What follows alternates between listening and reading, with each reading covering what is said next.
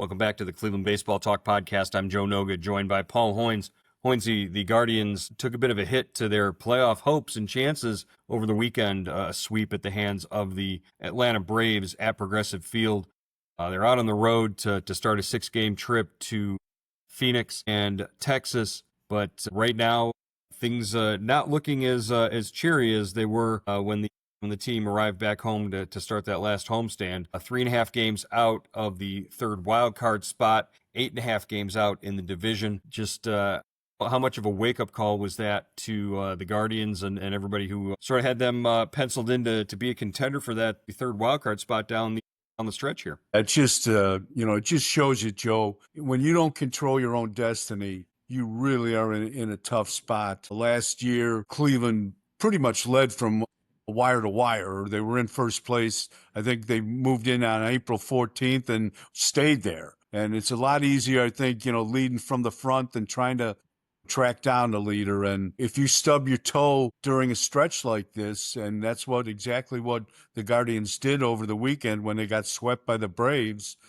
it's going to hurt. There's 39 games left. They talk about playing every game like a playoff game, and that's a hard thing to do, but that's what it's going to take for them to get to the postseason, and they certainly didn't look like a playoff team over the weekend. Yeah, you talk about stubbing your toe. Well, it doesn't help when you shoot yourself in the foot with as many mistakes as they made, especially in the finale. They had a chance to win that game with a lead, a 4-1 lead in that game. But a curious moment late in the game when Stephen Kwan in the 8th inning goes up and goes to bunt with the base or with 2 runners on base, and a pop up really just sort of kills the rally.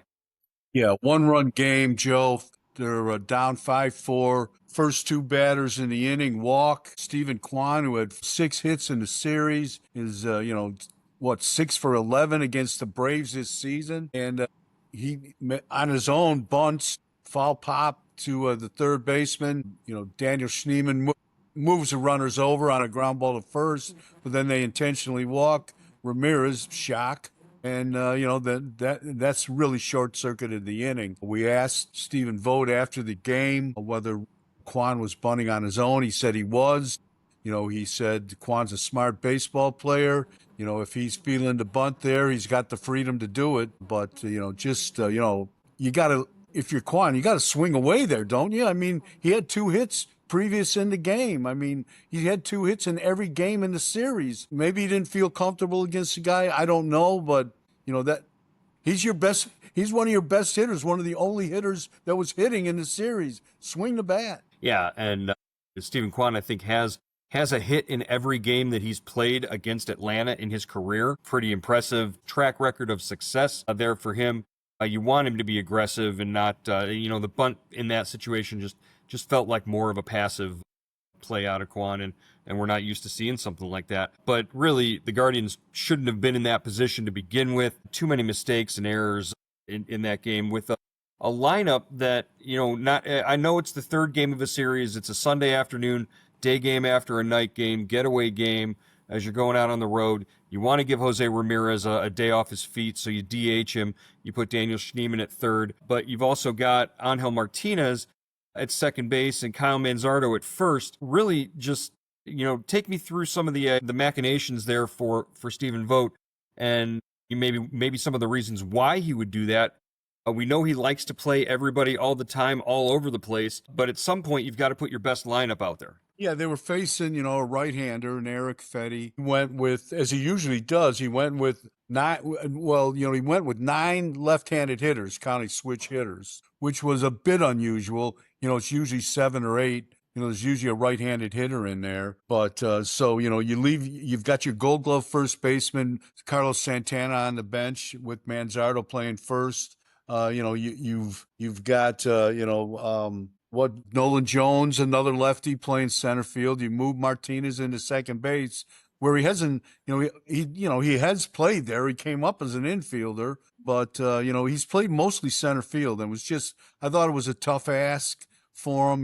Really liked the way Angel stood up after the game. He said he made a couple errors in the 5th inning there. The 5th inning, which led to 2 runs. two unearned runs, both of them charged to him, both of them his fault, basically. He said, I've got to make those plays. Sometimes with that game of musical chairs, Joe, it just comes back to bite you. You'd like to see, you know, you'd like to see Vogt play his best defensive team every day. If you're going down the stretch, if you are trying to win, get to the postseason, and I know this isn't a great offensive team. I know he's mixing and matching and trying to get as much offense into that lineup as he can, but there's sacrifices that come with it. Yeah, and it's interesting that you said put your best defensive team out there. He can still do that and still be flexible and still move guys around later in the games when you want to go after those matchups. But you're costing yourself early in games. At least, the runs that Martinez cost them. Manzardo has his difficulties at first base as well. I still think Manzardo is sort of the future of that position for this club, just based on what he's doing at the plate and has been doing at the plate since the All-Star break. But you can ease him into that spot. You've got Santana. You're paying Santana for the rest of the year. You might as well put his glove out there and have him be your first baseman. And Angel Martinez is at best the third best option on that roster right now, maybe even the fourth best option on that roster right now to play second base. You've got a lot of other guys that can play there. Yeah, and Rocchio was playing shortstop yesterday. They gave Arias a day off, but if you're going with your best up the middle tandem, Rocchio's playing second base. Then in the fifth inning, he catches. Rocchio's going to catch. Logan Allen's pickoff attempt at second base was set the inning up, and he's not going. And he's going to make the good throw to. The chances are he's going to make a good throw to Manzardo. To Manzardo on Michael Harris's third out ground ball, which blew up the inning as well. And it just and then with Manzardo in the second inning, there's a pop up to the right side of the mound. Everybody converges on it. It looks like Manzardo's ball. Angel calls for it, or I guess he called and said, I can't get it. Manzardo doesn't pick it up in the sun. It falls for a hit, and it eventually leads to a run, and they lose by one run. They lose 5-4. So yeah, it didn't look. It looked bad early in the game. The Guardians came back and scored scored 4 runs. It doesn't look like it's going to hurt you, but in the end, it comes back and gets you. And poor defense, is gonna hurt any team. When the final scores are chalked up. Yeah, and this team in particular, because of the offensive shortcomings, it's gonna feel that impact even more. Safe to say that you're not a fan of Stephen Vogt's interchangeable parts in the lineup, and your musical chairs approach to setting lineups and playing guys every day. Well, I get why he does it. This isn't a great lineup. You've got 2 guys, 3 guys that play every day, and the rest of the positions you've got to mix and match. But and you can get away with it. And I think they for the most part, I would think the majority of the season they have gotten away with it. But there have been games, and Sunday was one of them, where it certainly shows up and it bites you in the rear end. Jose Ramirez, not much of a factor throughout the weekend. He struggled in the series. Didn't get a home run this weekend against Atlanta, the only team in Major League Baseball that he has not hit a home run against. Once he does, if he does in his career at some point, he will be the only Cleveland player to have homered against all other 29 teams in baseball. So, yeah, Jose struggles. When he struggles, the whole team struggles, and you saw that over the weekend. Yeah, he goes 0 for 11 for the series, Joe. And I did not know that stat. So, but the way Jose was swinging, it looked like he was trying to, he was trying to go yard every time out. He was popping balls up. He was, you didn't see that nice line drive swing. He was trying to hit it out to Ontario, I think, or maybe Carnegie. I'm not sure, but he had a big swing on. He had the power swing going. Over the weekend, the Guardians made a roster move, kind of a little bit of a surprise. You and I both kind of thought Joey Cantillo had been pitching pretty well since he returned from Columbus, got put into the rotation when Luis Ortiz went on paid leave for the gambling investigation. Tillo sent down. Tim Herron makes his return to the bullpen So another lefty out there in the pen in Heron. But the Guardians are going to need a starter now on Wednesday in the finale of this series against the Diamondbacks. And there's a couple of interesting names out there as to who it could be. Yeah, Parker Messick, the left-hander at Columbus, could get a shot, Joe. They have an open spot on the 40-man roster. They're at 39, so it wouldn't cause a lot of there wouldn't be a lot of roster moves that were necessary to get him. He's made 20 starts there, and I'm not sure. Have you heard about another name? They could go with a bullpen game. You could go with Colby Allard, something like Yeah. that as well. But that's Parker Messick seems to be all signs pointing towards him for that. He's 5-6, a 3.47 ERA in those 20 starts, like you said. 98 innings, 119 strikeouts for the left-hander. He was a second round pick out of Florida State in 2022.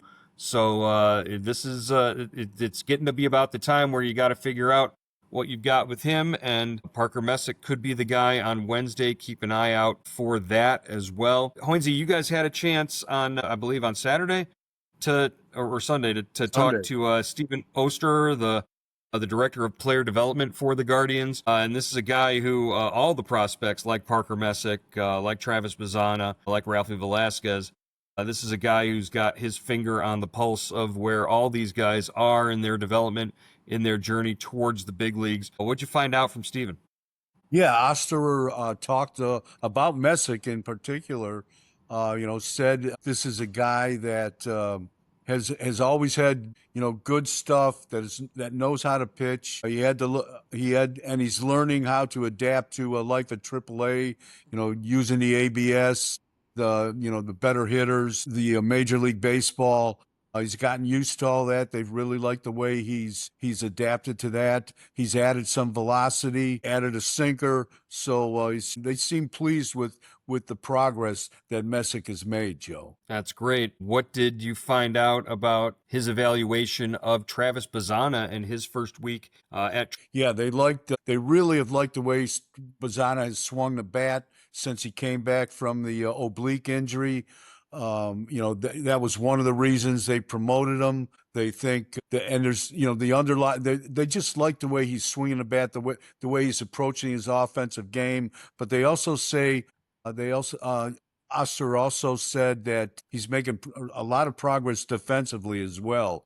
And it was interesting, Joe. They said, as the overall number one pick in 2024, they said one of the things they've had to work on is, that to help him handle that kind of status, that kind of popularity that comes with it.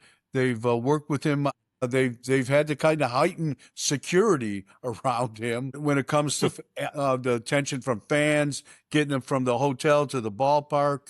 There's a lot of fans that want to see him, that want to get his autograph, and the accessibility at the minor league ballparks is sometimes it's more fan friendly than the big league parks, and you can there's more access to the players. So he said that has been a concern. That's all the Australian groupies hanging out in the hotels in Columbus, right?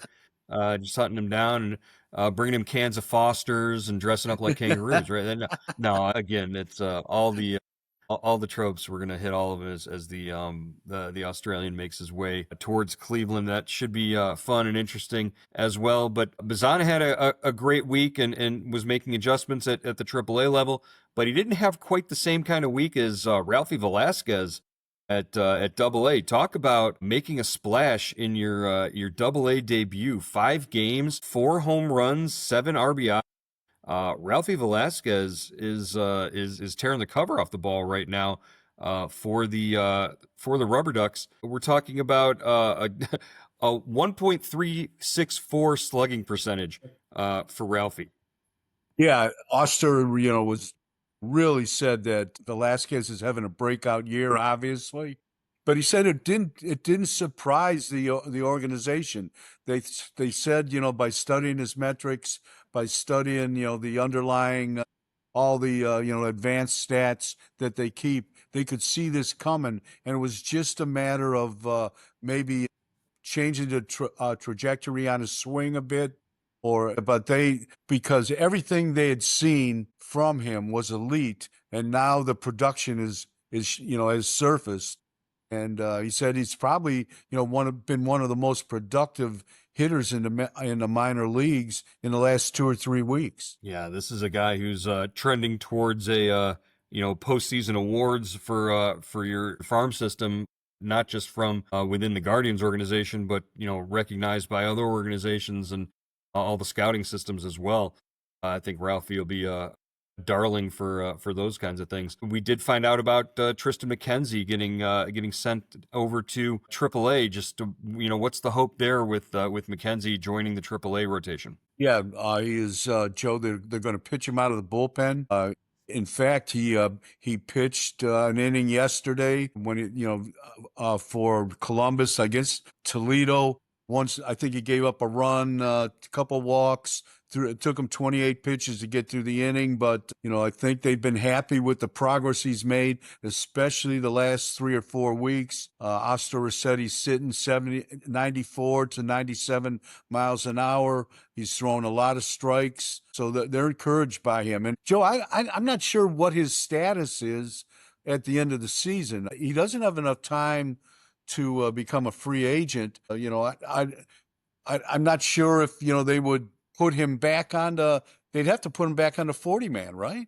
Or Yeah, maybe they'd have to put him back on the 40-man, or I think he's a strong candidate for a non-tender though. yeah, yeah. Right. That's the most likely scenario, and what we're probably going to see coming with Tristan is that they would non-tender him, and then it's his choice to join whatever organization he wants, or if he wants to stick with Cleveland and see if there's a path back there. Do you see his future, his path, his potentially back to the major leagues as a reliever rather than a starter? I think, the way they're using him now, I would think yes. I think that's, at least with Cleveland, perhaps they'll look at him more as a reliever. But he's kind of been in the desert, Joe. He's been lost for a long.